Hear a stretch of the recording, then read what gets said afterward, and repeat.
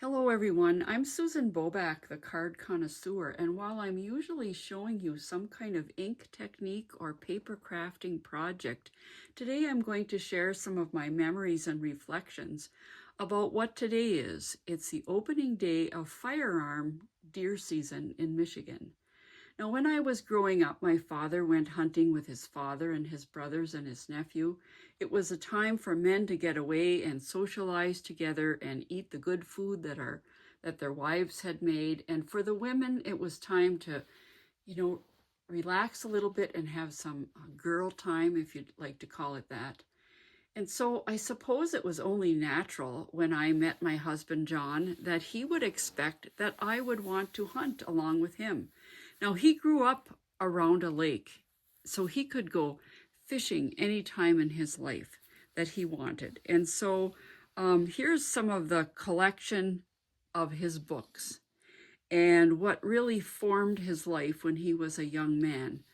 So here's How to Train Your Bird Dog. And here's a picture of him with his birds and his dog.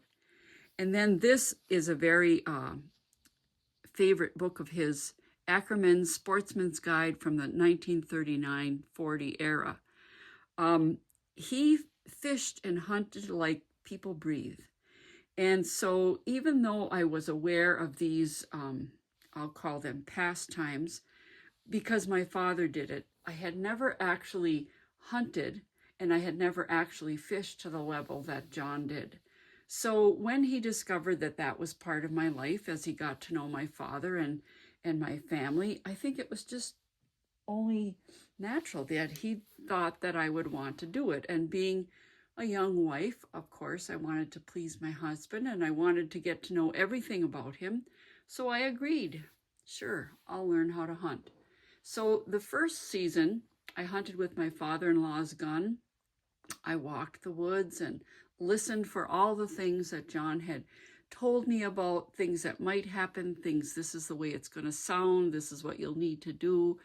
And I was somewhat confident, but I did sit outside in whatever weather pattern there was. Well, this reflection that I wrote in 1997 was actually from a little wooden hut, a deer blind, and I think it really describes what I saw and what I experienced in the deer blind. And it might surprise you. It might surprise you that it's not what you expected someone to say about being in a deer blind and waiting for a buck, a male deer, to walk across right in the scope. So here we go. Take a listen. Checking to see that all was just the way I wanted it, I put on my coat and gloves and stepped out into the crisp air.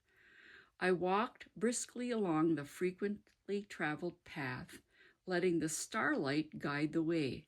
I was thankful that it was a short enough distance that walking in the darkness didn't bother me. I arrived at my spot. There was just enough room with my knees hitting the front wall, sliding windows for earshot and scoping. My coat was warm, and with heat packs in my pockets, my hands were kept warm enough to move as they were going to be needed to do.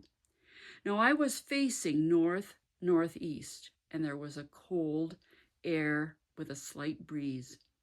I looked around and I tried to get comfortable, realizing that any unnecessary movement or unnatural sound would awaken a sense of caution across the way. Next, I heard a tap, tap, tapping of chipmunks and squirrels and a woodpecker doing his daily tasks of feeding and debugging. This set the stage.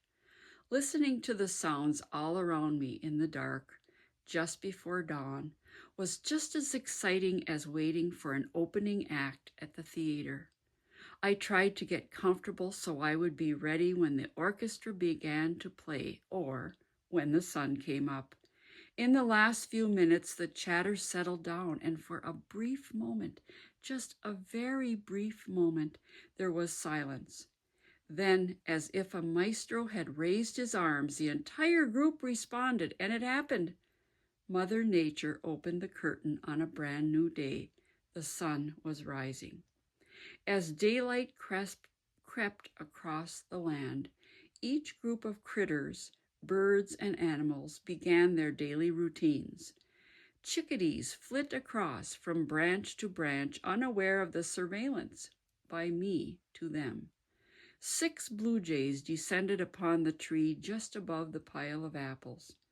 Through the magnification of my scope, I could watch the crows as they picked at the remains of one not so lucky from the days before.